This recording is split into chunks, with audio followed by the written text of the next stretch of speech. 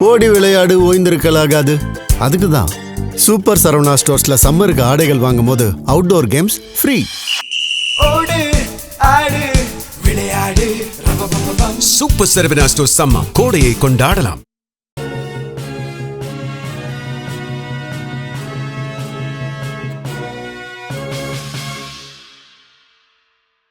வணக்கம். ஜெம் செய்திகளுக்காக நான் உங்கள் குணா. இந்திய நேரப்படி இரவு 8:30 மணி செய்திகள். முதலில் ஜெம் தலைப்பு செய்திகளை காணலாம். தொழிலாளர்களின் வருமானம், கல்வி, மருத்துவம் என அனைத்து துறைகளிலும் பாஜக முழுவீச்சில் பணியாற்றும். மேற்கு வங்கத்தில் கவக்காளி மைதானத்தில் நடைபெற்ற பொதுக்கூட்டத்தில் பிரதமர் நரேந்திர மோடி உரை. நாம் போராடுவது திமுக வெற்றிக்காக மட்டுமல்ல, ஒட்டுமொத்த தமிழ்நாட்டின் வெற்றிக்காகவும் தான். பரமக்குடியில் முதலமைச்சர் மு.க. ஸ்டாலின் உரை. விவசாயிகளின் விரோதி மு.க. ஸ்டாலின். நாகை அவுரித்திடலில் நடைபெற்ற பிரச்சாரத்தில் அதிமுக பொதுச் செயலாளர் எடப்பாடி பழனிசாமி குற்றச்சாட்டு. சினிமா பின்னணி பாடகி ஆஷா போஸ்லே மரணத்திற்கு பிரதமர் நரேந்திர மோடி இரங்கல். தென் மும்பையில் உள்ள பிரீச் கேண்டி மருத்துவமனையில் சினிமா பின்னணி பாடகி ஆஷா போஸ்லே காலமானார். ஈரானுடன் நடத்திய பேச்சுவார்த்தை தோல்வியடைந்ததால் அமெரிக்க அதிபர் டொனால்ட் ட்ரம்ப் கடற்படை தாக்குதலுக்கு திட்டம். இனி விரிவான செய்திகளை காணலாம். பாஜக அரசாங்கம் தொழிலாளர்களின் வருமானம், கல்வி, மருத்துவம் என அனைத்து துறைகளிலும் முழுவீச்சில் பணியாற்றும் என்று மேற்கு வங்கத்தில் கவக்காளி மைதானத்தில் நடைபெற்ற பொதுக்கூட்டத்தில் பிரதமர் நரேந்திர மோடி உரையாற்றினார். 294 தொகுதிகளை கொண்ட மேற்கு வங்காளத்தில் நேற்று மாலை சிலிகுரியில் பிரதமர் நரேந்திர மோடி பங்கேற்ற 15 கிலோமீட்டர் நீள பிரம்மாண்ட வாகன பேரணி பொதுமக்களிடையே பெரும் வரவேற்பை பெற்றுள்ளது. அதனைத் தொடர்ந்து இன்று கவக்காளி மைதானத்தில் நடைபெற்ற பொதுக்கூட்டத்தில் வட வங்காளத்தின் வளர்ச்சி மற்றும் தேயிலை தோட்ட தொழிலாளர்களின் நலன் குறித்து பிரதமர் நரேந்திர மோடி உரையாற்றினார். அப்போது டார்ஜிலிங் உட்பட வட வங்காளத்தின் பெரும்பகுதி தேயிலை உற்பத்திக்கு உகந்த பகுதியாக உள்ளது என்றும், ஆனால் இரக்கமற்ற திரிணாமுல் காங்கிரஸ் அரசாங்கம் இந்த தேயிலை தோட்டங்களையும் அழித்து வருவதையும் நீங்கள் காண்கிறீர்கள் என்றும் தெரிவித்தார். உங்கள் அண்டை மாநிலமான அசாமில் பாஜக அரசாங்கம் தேயிலை தோட்டங்களில் பல்வேறு அடிப்படை வசதிகளை மேம்படுத்தி உள்ளது எனவும், தேயிலை தோட்ட தொழிலாளர்களின் குழந்தைகளின் கல்வி, சுகாதாரம் மற்றும் வேலைவாய்ப்பு ஆகிய துறைகளில் அசாமில் பெருமளவிலான பணிகள் செய்துள்ளது என்றும் குறிப்பிட்டார். மேலும் அங்குள்ள தேயிலை தோட்ட தொழிலாளர்களுக்கு நில பட்டாக்களும் வழங்கப்பட்டு வருகின்றனர் என்றும் பிரதமர் நரேந்திர மோடி தெரிவித்தார்.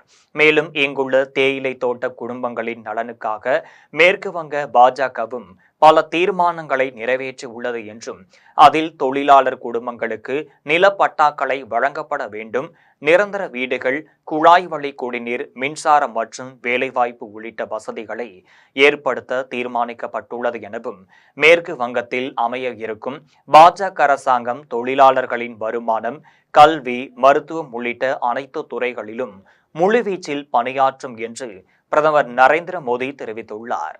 நாம் போராடுவது திமுக வெற்றிக்காக மட்டுமல்ல, ஒட்டுமொத்த தமிழ்நாட்டின் வெற்றிக்காகவும் தான் என்று ராமநாதபுரத்தில் பரமக்குடியில் முதலமைச்சர் மு.க. ஸ்டாலின் தெரிவித்தார்.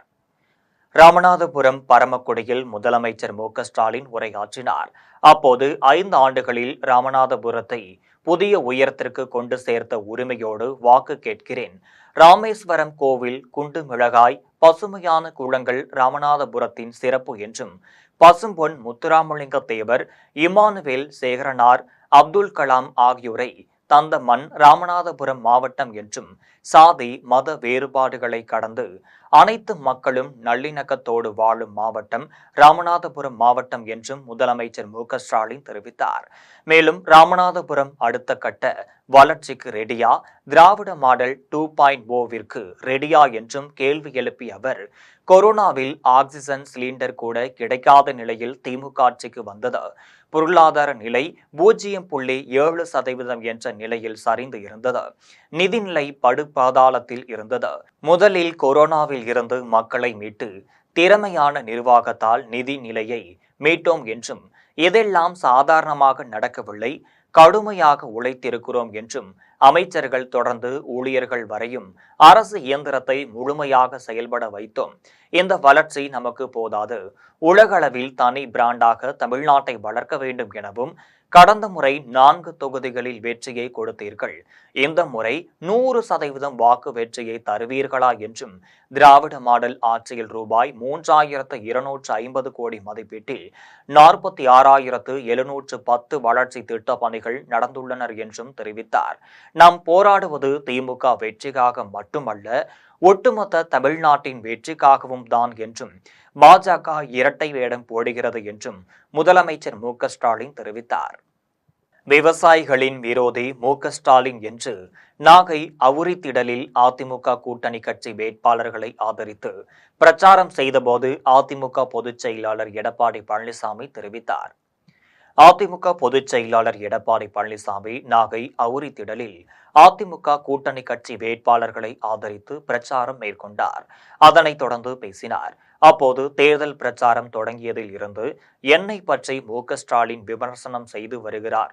சாதனைகளை பற்றி பேசாமல் சாக்கடைக்கு சமமாக பேசி விமர்சிக்கிறார் என்றும், சாக்கடையில் இருப்பவர்களை அவர்கள்தான் தீய சக்தி திமுகவை ஒழிக்க தொடங்கிய கட்சி அதிமுக எனவும், பாஜகவிற்கு அதிமுக அடிமை என பேசி வருகிறார். எங்கள் கட்சி தொண்டன் கூட யாருக்கும் அடிமை இல்லை எனவும், தன் குடும்பத்தில் யாருக்கு பதவி கொடுப்பது, அதிகாரம் கொடுப்பது என நினைத்தவர் கருணாநிதி எனவும், எம்ஜிஆர் மறைவிற்கு பிறகு அதிமுக காணாமல் போகும் என கருணாநிதி எதிர்பார்த்தார். எத்தனை வழக்குகள் போட்டார்கள், அத்தனையும் மக்கள் துணையோடு வென்று வலிமையாக மாற்றினோம் என்றும், எங்கள் இயக்கத்தை அழிக்க நினைத்தவர்கள் அழிந்து போனார்கள். தெய்வ சக்தி உள்ள கட்சி அதிமுக என்றும் எடப்பாடி பழனிசாமி தெரிவித்தார். மேலும் தன்னலமின்றி எண்ணற்ற திட்டங்களை மக்களுக்கு தந்த தலைவர்கள் எம்ஜிஆர், ஜெயலலிதா எனவும், எம்ஜிஆர், ஜெயலலிதா மக்களுக்காக உழைத்தவர்கள், அவர்களுக்கு மக்கள்தான் வாரிசு எனவும், அதிமுக ஆட்சியில் காவிரி படுகை பகுதிகளை பாதுகாக்கப்பட்ட வேளாண் மண்டலமாக அறிவித்தோம். மேகதாதுவில் அணை கட்டப்பட்டால் நாகை, காவிரி படுகை மாவட்டங்கள் பாலைவனமாக மாறிவிடும் என்றும் நானும் டெல்டாக்காரன் என்கின்றார் முதலமைச்சர் மு.க.ஸ்டாலின். மு.க.ஸ்டாலின் விவசாயிகளுக்கு நன்மை செய்யக்கூடியவரா, விவசாயிகளின் விரோதி மு.க.ஸ்டாலின் என்று எடப்பாடி பழனிசாமி விமர்சித்துள்ளார். சினிமா பின்னணி பாடகி ஆஷா போஸ்லே மரணத்திற்கு பிரதமர் நரேந்திர மோடி இரங்கல் தெரிவித்துள்ளார். பழம்பெரும் பின்னணி பாடகி ஆஷா போஸ்லே உடல்நலக்குறைவு காரணமாக தெற்கு மும்பையில் உள்ள பிரிட்ஜ் கேண்டி மருத்துவமனையில் சிகிச்சை பலனின்றி காலமானார். இந்நிலையில் ஆஷா போஸ்லேவின் மறைவிற்கு திரை பிரபலங்கள், அரசியல் தலைவர்கள் பலர் இரங்கல் தெரிவித்து வருகின்றனர்.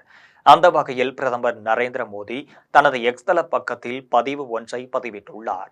அதில் இந்தியாவின் மிகவும் புகழ்பெற்ற மற்றும் பன்முக குரல்களில் ஒருவரான ஆஷா போஸ்லே மறைவால் நான் ஆழ்ந்த வருத்தம் அடைகிறேன் என்றும், பல தசாப்தங்களாக நீடித்த அவரது தனித்துவமான இசை பயணம் நமது கலாச்சார பாரம்பரியத்தை வலுப்படுத்தியதுடன் உலகெங்கிலும் உள்ள எண்ணற்ற மக்களின் இதயங்களை தொட்டது என்றும், மனதை வருடும் மெல்லிசைகள் முதல் எழுச்சியூட்டும் இசை அமைப்புகள் வரை அவரது குரல் காலத்தால் அழியாத ஒரு பிரகாசத்தை கொண்டிருந்தது எனவும், அவருடனான எனது உரையாடல்களின் நினைவுகளை நான் என்றென்றும் போற்றி பாதுகாப்பேன் எனவும் தெரிவித்தார். அவரது குடும்பத்தினர், ரசிகர்கள் மற்றும் இசை ஆர்வலர்களுக்கு எனது ஆழ்ந்த இரங்கல் என்றும், அவர் வருங்கால சந்ததியினருக்கு தொடர்ந்து உத்வேகம் அளிப்பார். மேலும் அவரது பாடல்கள் மக்களின் வாழ்வில் என்றென்றும் எதிரொலிக்கும் என்றும் பதிவில் பிரதமர் நரேந்திர மோடி தெரிவித்துள்ளார். தென் மும்பையில் உள்ள பிரிட்ஜ் கேண்டி மருத்துவமனையில் அனுமதிக்கப்பட்டிருந்த சினிமா பின்னணி பாடகி ஆஷா போஸ்லே சிகிச்சை பலனின்றி உயிரிழந்தார். பழம்பெரும் சினிமா பின்னணி பாடகி ஆஷா போஸ்லே மும்பையில் வசித்து வந்தார். 92 வயதான அவருக்கு நேற்று திடீரென மாரடைப்பு ஏற்பட்டது. அவர் உடனடியாக தென் மும்பையில் உள்ள பிரிட்ஜ் கேண்டி மருத்துவமனையில் அனுமதிக்கப்பட்டார். அங்கு தீவிர சிகிச்சை பிரிவில் அவருக்கு சிகிச்சை அளிக்கப்பட்டு வந்தது. சுவாச பிரச்சனை இருந்ததால் செயற்கை சுவாச கருவி பொருத்தப்பட்டு சிகிச்சை அளிக்கப்பட்டு வருவதாக மருத்துவமனை வட்டாரங்கள் தெரிவித்திருந்தனர். இந்த நிலையில் சிகிச்சை பலனின்றி பாடகி ஆஷா போஸ்லே காலமானார். ஆஷா போஸ்லேயின் மறைவு செய்தியை அவரது மகன் ஆனந்தன் போஸ்லே உறுதி செய்தார். மேலும் அவரது இறுதி சடங்குகள் நாளை மாலை 4 மணிக்கு மும்பையில் உள்ள சிவாஜி பூங்காவில் நடைபெறும் என்றும் அவர் தெரிவித்துள்ளார். பாடகி ஆஷா போஸ்லே 20க்கும் மேற்பட்ட இந்திய மொழி படங்களில் ஆயிரக்கணக்கான பாடல்களை பாடி கோடிக்கணக்கான ரசிகர்களை கொண்டுள்ளார். குறிப்பாக இந்தியில் காலத்தால் அழியாத பல பாடல்களை பாடியுள்ளார்.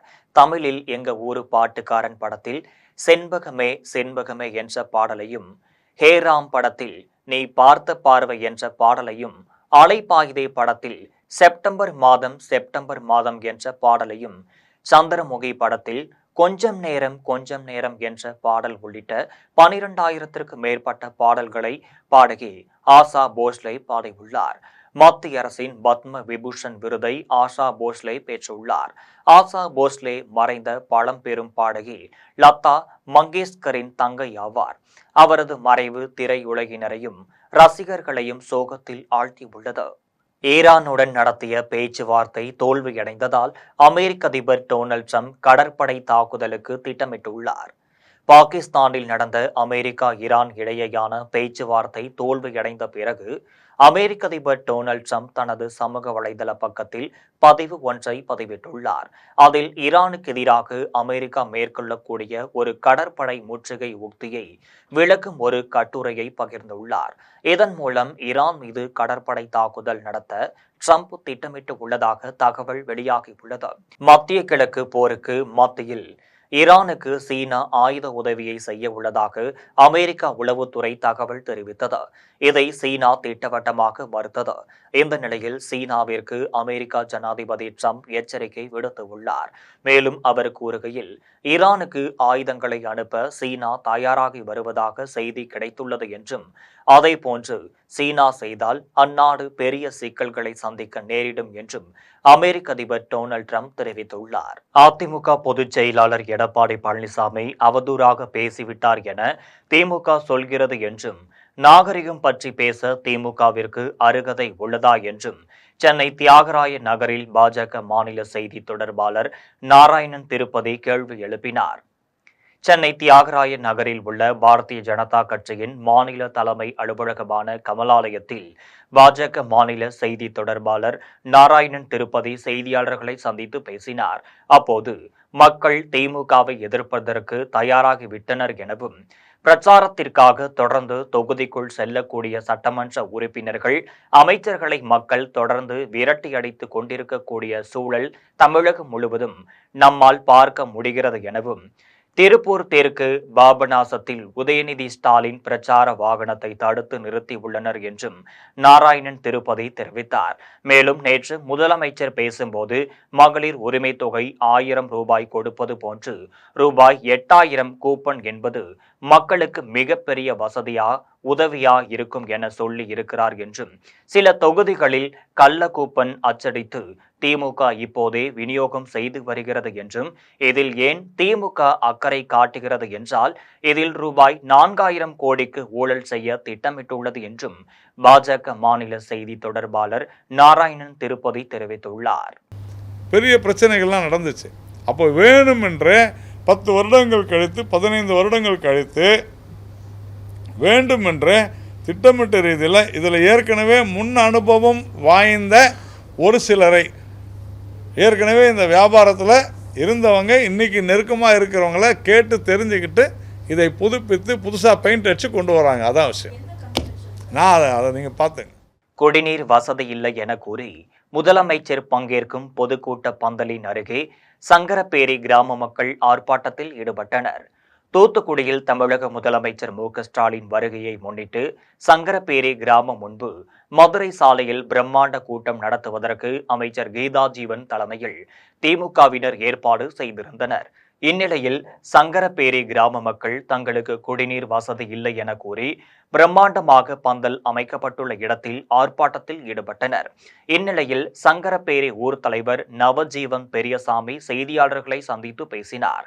அப்போது கடந்த 1 மாத காலமாக இப்பகுதியில் குடிநீர் வரவில்லை என்றும், பண்டாரம்பட்டி போன்ற கிராமங்களில் மோட்டார் அமைத்ததால் அங்கு தண்ணீர் வருவதாகவும், இங்கு மோட்டார் அமைக்காததால் தண்ணீர் வரவில்லை என்றும் கூறியதால் ஆபரேட்டர் பணி நீக்கம் செய்யப்பட்டதாகவும் தெரிவித்தார்.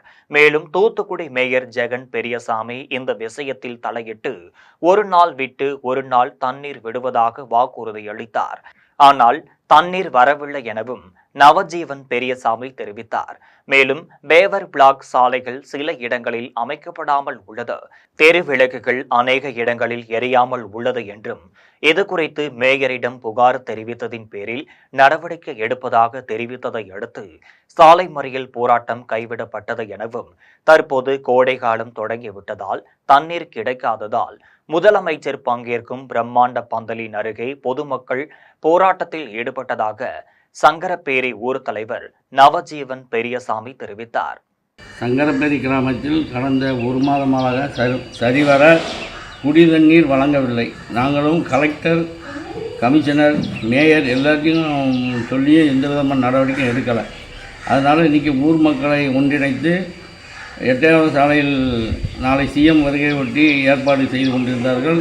அந்த சாலையை மறித்து நாங்கள் இன்றைக்கி எங்களது ஆர்ப்பாட்டத்தை ஊர் பொதுமக்கள் சார்பாக இன்றைக்கி எங்கள் எதிர்ப்பை வெளிப்படுத்தினோம். மேயர் நேரம் வந்து எங்கள் கூட இருந்து இந்த மாதிரி எல்லாம் நான் கண்டிப்பாக பண்ணித்தரேன் அப்படின்னு சொல்லி வந்து உடனே மோட்டர் மாட்ட சொல்லியிருக்கார் டேங்கில். சிதம்பரம் சட்டமன்ற தொகுதியில் போட்டியிடும் மதச்சார்பற்ற முற்போக்கு கூட்டணியின் வேட்பாளர் தமின்முன் அன்சாரி கூட்டணி கட்சி நிர்வாகிகளுடன் 20க்கும் மேற்பட்ட கிராமங்களில் உதயசூரியன் சின்னத்திற்கு வாக்குகள் சேகரித்தார். கடலூர் மாவட்டம் சிதம்பரம் சட்டமன்ற தொகுதியில் போட்டியிடும் மனிதநேய ஜனநாயக கட்சியின் தலைவரும் மதச்சார்பற்ற முற்போக்கு கூட்டணி கட்சியின் தலைவருமான தமின்முன் அன்சாரி லால்புரம் ஊராட்சியில் கூட்டணி கட்சி நிர்வாகிகளுடன் சென்று உதயசூரியன் சின்னத்திற்கு வாக்கு கேட்டு தேர்தல் பரப்புரை மேற்கொண்டார். அதனைத் தொடர்ந்து பாலுத்தாங்கரை, கீழ மூங்கிலடி, மேல மூங்கிலடி, தீர்த்தம்பாளையம், சி முட்லூர், மேல் அனுப்பம்பட்டு, தில்லை நாயக்கபுரம், ஆதி வரகநல்லூர், தச்சக்காடு, கீழ மணக்குடி, குரியமங்கலம், ஆயிரம்புரம், கோவிலம்பூண்டி, மீதிக்குடி, சி கொத்தங்குடி, குமாரமங்கலம் உள்ளிட்ட 20க்கும் மேற்பட்ட கிராமங்களில் வேட்பாளர் தமின்முன் அன்சாரி உதயசூரியன் சின்னத்திற்கு வாக்குகள் சேகரித்தார். வாக்கு சேகரிக்கும் நிகழ்ச்சியில் பரங்கிப்பேட்டை மேற்கு ஒன்றிய கழக செயலாளர் மனோகர், கூட்டணி கட்சி நிர்வாகிகள் சேகர், ஜாகிர் உசேன், ரமேஷ் பாபு, தாமோதரன், இளம்வழுதி, சசிகுமார், ரவி, பாலச்சந்தர், பட்டுசாமி, சிலம்பரசன், சக்திவேல், சிதம்பரம் தொகுதி பார்வையாளர் பாரிபாலன், அப்பு, சத்தியநாராயணன், ஆட்டோ சுப்பு, வெங்கடேஷ் மற்றும் இளைஞரணி நிர்வாகிகள் நடராஜ், அரவிந்த், வினோத், நித்தீஷ், மணிமாறன், சஞ்சய், சந்துரு உள்ளிட்ட பலர் கலந்து கொண்டு உதயசூரியன் சின்னத்திற்கு வாக்குகள் சேகரித்தனர். கோவையில் மூத்த குடிமக்கள் மற்றும் மாற்றுத்திறனாளிகள் தபால் வாக்கு செலுத்தும் பணிகள் துவங்கியுள்ளனர். தமிழக சட்டமன்ற தேர்தல் 23ஆம் தேதி நடைபெற உள்ள நிலையில் இன்று முதல் 3 நாட்களுக்கு மூத்த குடிமக்கள் மற்றும் மாற்றுத்திறனாளிகள் தபால் வாக்கு செலுத்தும் பணிகள் துவங்கியுள்ளது. இதற்காக கோவையில் பதிவு செய்துள்ள மாற்றுத்திறனாளிகள் மூத்த குடிமக்கள் இல்லங்களுக்கு அலுவலர்கள் சென்று தபால் வாக்குகளை சேகரித்து வருகின்றனர். வாக்காளர்கள் இல்லங்களுக்கு செல்லும் அலுவலர்கள் தபால் வாக்கு செலுத்தும் முறையை முழுமையாக எடுத்துரைத்து வாக்குகளை பதிவு செய்து பத்திரமாக எடுத்து செல்கின்றனர்.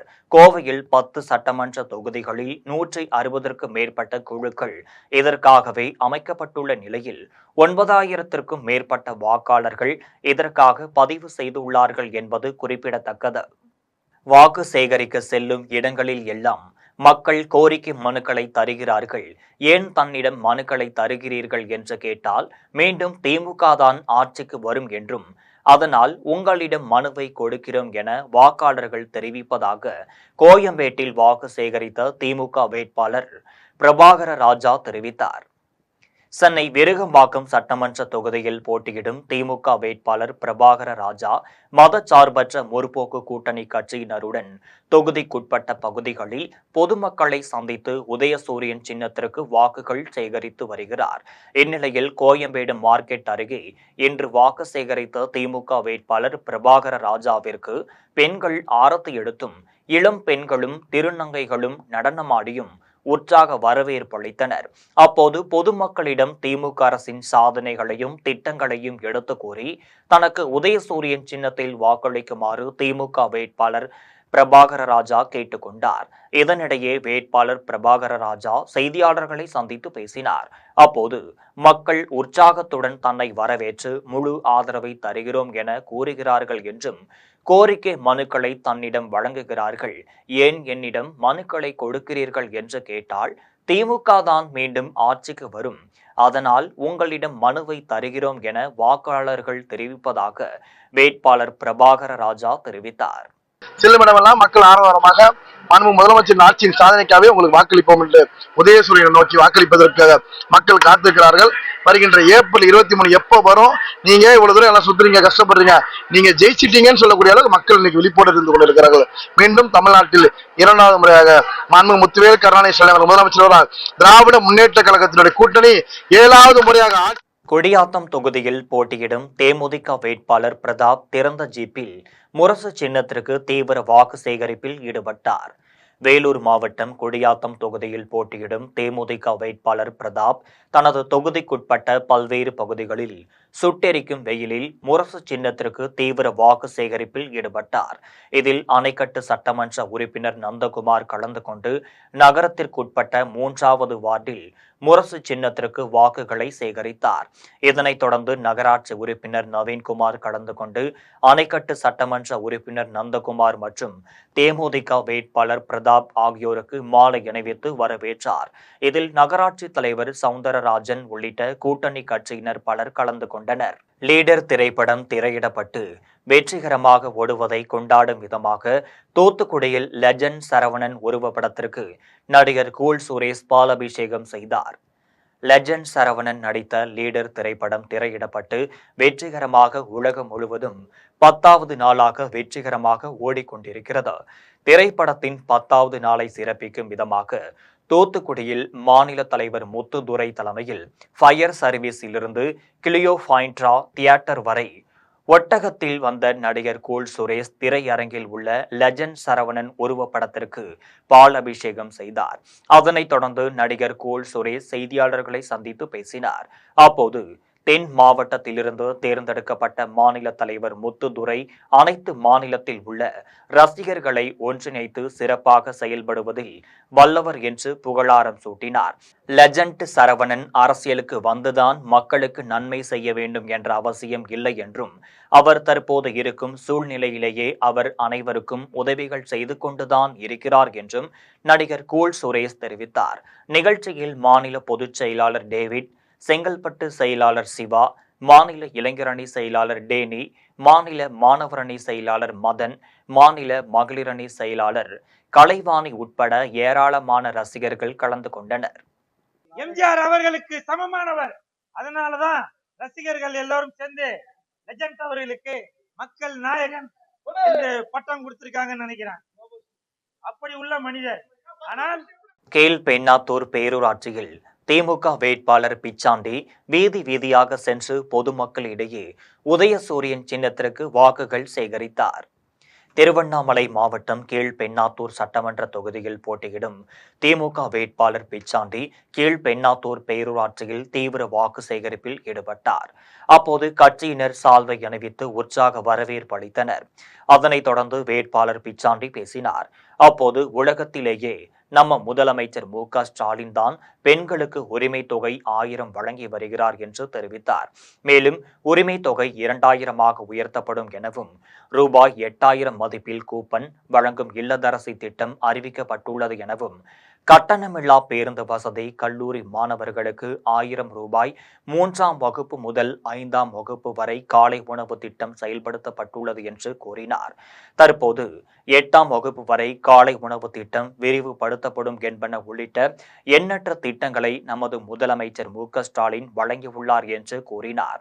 மேலும் கூடுதலான திட்டங்களை அறிவித்துள்ளார் என்றும், மீண்டும் திமுக ஆட்சி தொடர பொதுமக்களாகிய நீங்கள் உதயசூரியன் சின்னத்திற்கு வாக்களித்து இத்தொகுதியில் போட்டியிடும் தன்னை வெற்றி பெற செய்ய வேண்டும் என வேட்பாளர் பிச்சாண்டி கேட்டுக்கொண்டார். இதில் நகர செயலாளர் அன்பு, பேரூராட்சி தலைவர் சரவணன், கீழ்பெண்ணாத்தூர் வழக்கறிஞர் பிரிவு ஒருங்கிணைப்பாளர் சரவணன் உட்பட கூட்டணி கட்சியின் நிர்வாகிகள் பலர் கலந்து கொண்டனர். கீழ்பெண்ணாத்தூர் தொகுதிக்குட்பட்ட பகுதிகளில் அதிமுக வேட்பாளர் ராமச்சந்திரன் வீதி வீதியாக சென்று பொதுமக்களிடையே இரட்டை இலை சின்னத்திற்கு வாக்குகள் சேகரித்தார். திருவண்ணாமலை மாவட்டம் கீழ்பெண்ணாத்தூர் சட்டமன்ற தொகுதியில் போட்டியிடும் அதிமுக வேட்பாளரும் முன்னாள் அமைச்சருமான ராமச்சந்திரன் தொகுதிக்குட்பட்ட சோமாசிப்பாடி, கடப்பை, ஆராஞ்சி உள்ளிட்ட கிராமங்களில் இரட்டை இலை சின்னத்திற்கு தீவிர வாக்கு சேகரிப்பில் ஈடுபட்டார். அப்போது கட்சியினர் மாலை அணிவித்தும், பெண்கள் சீர்வரிசை வழங்கியும், சால்வை அணிவித்தும் உற்சாக வரவேற்பளித்தனர். அப்போது திமுக கட்சியிலிருந்து விலகிய 20ற்கு மேற்பட்டோர் அதிமுகவில் தங்களை இணைத்துக் கொண்டனர். பொதுமக்களை சந்தித்து பிரச்சாரத்தில் ஈடுபட்ட போது அதிமுக வேட்பாளர் ராமச்சந்திரன் பேசினார். அப்போது 5 ஆண்டுகளுக்கு முன்பு திமுக 100 நாள் வேலையை 150 நாட்களாக உயர்த்தப்படும் என தெரிவித்த திமுக அதை நிறைவேற்றவில்லை என்றும் குற்றம் சாட்டினார்.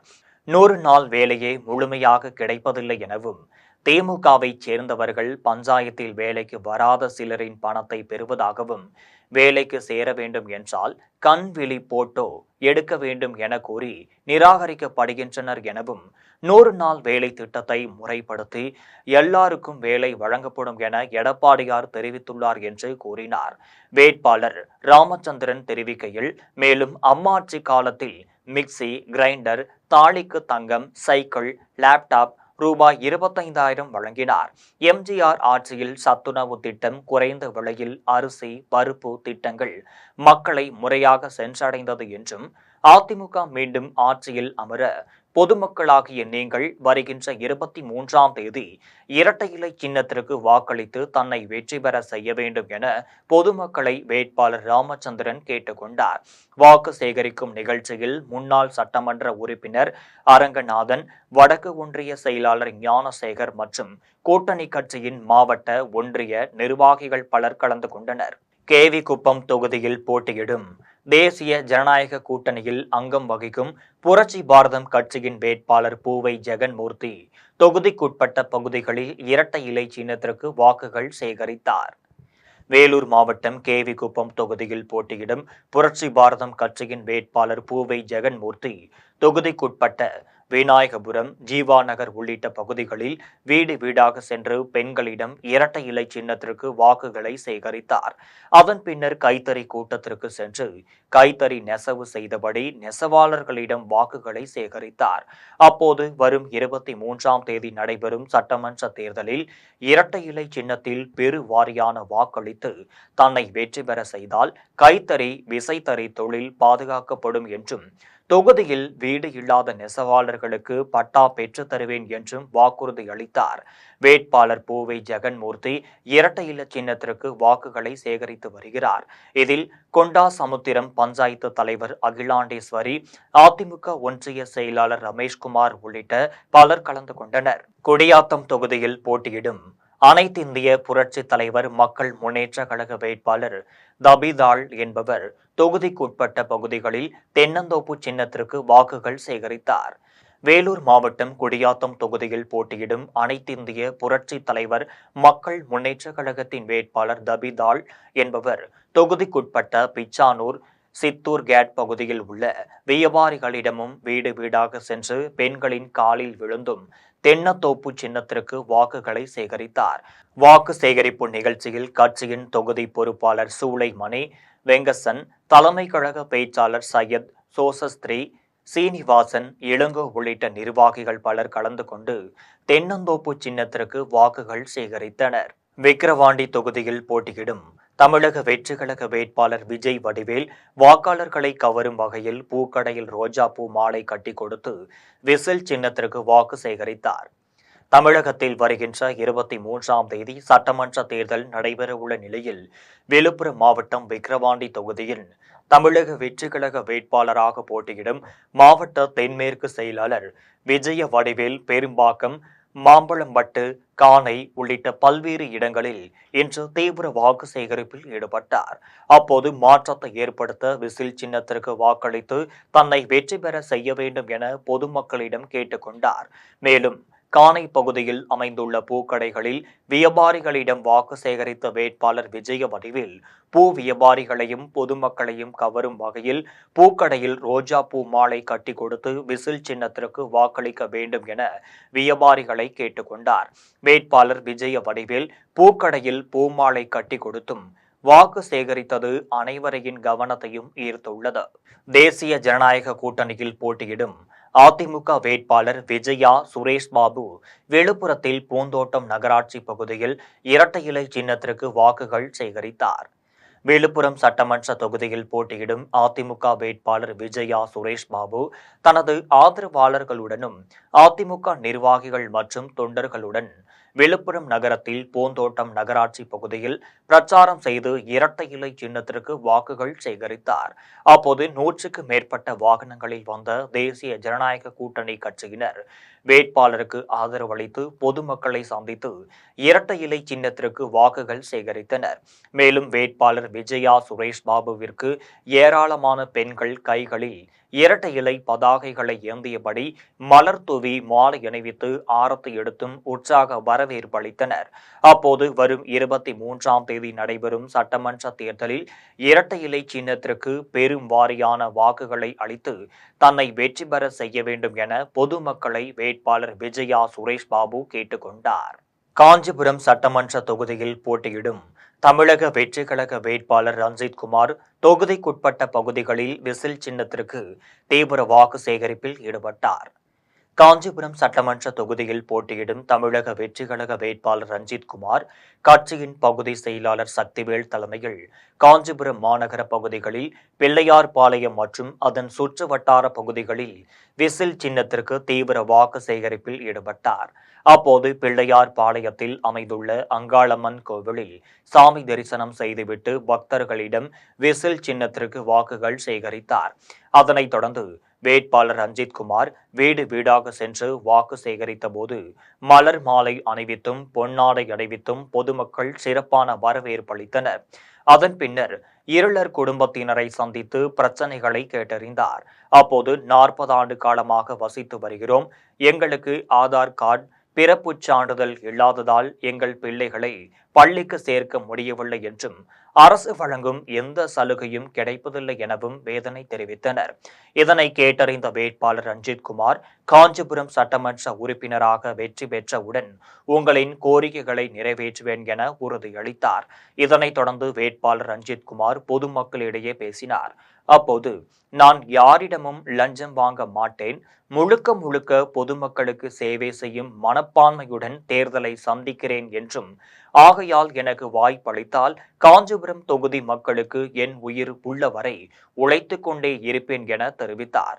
மேலும் பல ஆண்டுகளாக காஞ்சிபுரம் நகர பகுதியில் பாதாள சாக்கடை கழிவுநீர் வெளியேறாமல் உள்ள பிரச்சனையை சரி செய்வேன் என்றும் பள்ளி மாணவர்களுக்கு இலவச பள்ளி கட்டிடம், இலவச கல்வி, தரமான சாலை வசதி, தரமான குடிநீர் வசதி மற்றும் மின் வசதியை ஏற்படுத்துவேன் என்றும் தமிழக வெற்றிக் கழக வேட்பாளர் ரஞ்சித் குமார் உறுதியளித்தார்.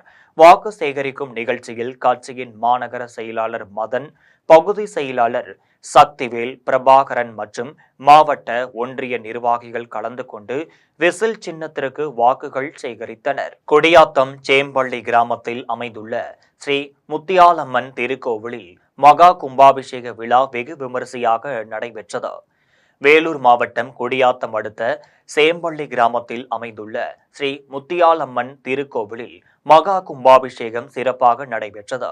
முன்னதாக கோவில் வளாகத்தில் யாக குண்டம் அமைத்து பட்டு வஸ்திரங்கள், தானிய வகைகள், மூலிகை பொருட்கள், வாசனை திரவியங்கள், மலர் வகைகள் ஆகியவற்றை யாக குண்டத்தில் போட்டு யாக பூஜைகள் நடைபெற்றது. அதனைத் தொடர்ந்து சிவச்சாரியர்கள் மேளதாள வாத்தியங்கள் முழங்க யாகத்தில் பூஜிக்கப்பட்ட புனித நீரை கோவிலின் கோபுரத்திற்கு எடுத்து சென்று கலசத்தின் மீது ஊற்றி கும்பாபிஷேகத்தை சிறப்பாக நடத்தினர்.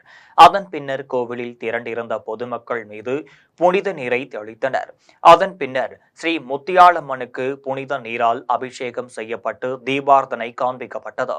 விழாவில் சேம்பள்ளி கிராமத்தை சுற்றியுள்ள கிராமங்களைச் சேர்ந்த ஏராளமான பொதுமக்கள் கலந்து கொண்டு ஸ்ரீ முத்தியாலம்மனை வழிபட்டனர். கும்பாபிஷேக விழாவில் கலந்து கொண்ட அனைவருக்கும் அன்னதானம் வழங்கப்பட்டது. பெரியபாளையம் அருகே 200 ஆண்டுகள் பழமை வாய்ந்த அருள்மிகு செல்வ விநாயகர் திருக்கோவிலின் மகா கும்பாபிஷேக விழா வெகு விமரிசையாக நடைபெற்றது. திருவள்ளூர் மாவட்டம் எல்லாபுரம் ஒன்றியம் பூச்சி அத்திப்பேடு ஊராட்சிக்குட்பட்ட மதுரா வேப்பம்பட்டு கிராமத்தில் அமைந்துள்ள அருள்மிகு செல்வ விநாயகர் திருக்கோவிலில் கிராம மக்களின் பங்களிப்புடன் புனரமைப்பு பணிகள் மேற்கொள்ளப்பட்டு கும்பாபிஷேக விழா இன்று காலை சிறப்பாக நடைபெற்றது. விழாவை முன்னிட்டு கடந்த 6ஆம் தேதி முகூர்த்த கால் நடும் நிகழ்ச்சியும் 10ஆம் தேதி கோ பூஜையுடன் கரிக்கோளம் நிகழ்ச்சியும் நடைபெற்றது. அதனைத் தொடர்ந்து 11ஆம் தேதி யாக குண்டம் அமைக்கப்பட்டு 2ஆம் கால ஹோம பூஜைகள், பூர்ணாகிதி பிரசாதங்கள் விநியோகமும், மாலையில் 3ஆம் கால ஹோமமும் பூர்ணாகிதி அஷ்டபந்தனம் சாட்டுதலும், அதனைத் தொடர்ந்து இன்று காலை விஸ்வரூப தரிசனமும் 4ஆம் கால ஹோமமும் பூர்ணாகிதி தீபார்த்தனையும் நடைபெற்றது. அதன் பின்னர் பல்வேறு புண்ணிய நதிகளிலிருந்து கொண்டுவரப்பட்டு யாக குண்டத்தில் பூஜிக்கப்பட்ட புனித நீர் கலசங்களை பட்டச்சாரியர்கள் மேளதாள வாத்தியங்கள் முழங்க 3 முறை கோவிலை வலம் வந்தனர். அதனைத் தொடர்ந்து புனித நீர் கலசங்களை கோவிலின் கோபுரத்திற்கு எடுத்து சென்று கோவிலின் கலசத்தின் மீது புனித நீரை ஊற்றி கும்பாபிஷேகத்தை சிறப்பாக நடத்தினர். அதன் பின்னர் கோவிலில் திரண்டிருந்த பொதுமக்கள் மீது புனித நீரை தெளித்தனர். அதனைத் தொடர்ந்து ஸ்ரீ செல்வ விநாயகர், நூதன விமான மூலவர், தட்சிணாமூர்த்தி, மகாவிஷ்ணு, துர்க்கை, நவக்கிரகம் உள்ளிட்ட பரிவார தெய்வங்களுக்கு புனித நீரை ஊற்றி மகா கும்பாபிஷேகத்தை சிறப்பாக நடத்தினர். அதனைத் தொடர்ந்து கோவிலில் திரண்டிருந்த பக்தர்களுக்கு ஆலயத்தின் சார்பில் அன்னதான பிரசாதங்கள் வழங்கப்பட்டது. விழாவில் கும்மிடிப்பூண்டி அதிமுக வேட்பாளர் சுதாகர் சாமி தரிசனம் செய்தார். அவருக்கு ஆலயத்தின் சார்பில் சிறப்பு செய்யப்பட்டது. இதில் அதிமுக ஒன்றிய செயலாளர் கோதண்டன் உட்பட பலர் கலந்து கொண்டு அருள்மிகு செல்வ விநாயகரை வழிபட்டனர். விழாவிற்கான ஏற்பாடுகளை விழா குழுவைச் சேர்ந்த கோபி, முரளி, கிராம பொதுமக்கள் மிக சிறப்பாக செய்திருந்தனர். மீண்டும் ஜெம் தலைப்பு செய்திகள். தொழிலாளர்களின் வருமானம், கல்வி, மருத்துவம் என அனைத்து துறைகளிலும் பாஜக முழுவீச்சில் பணியாற்றும். மேற்கு வங்கத்தில் கவக்காளி மைதானத்தில் நடைபெற்ற பொதுக்கூட்டத்தில் பிரதமர் நரேந்திர மோடி உரை. நாம் போராடுவது திமுக வெற்றிக்காக மட்டுமல்ல, ஒட்டுமொத்த தமிழ்நாட்டின் வெற்றிக்காகவும் தான். பரமக்குடியில் முதலமைச்சர் மு.க. ஸ்டாலின் உரை. விவசாயிகளின் விரோதி மு.க. ஸ்டாலின். நாகை அவுரித்திடலில் நடைபெற்ற பிரச்சாரத்தில் அதிமுக பொதுச் செயலாளர் எடப்பாடி பழனிசாமி குற்றச்சாட்டு. சினிமா பின்னணி பாடகி ஆஷா போஸ்லே மரணத்திற்கு பிரதமர் நரேந்திர மோடி இரங்கல்.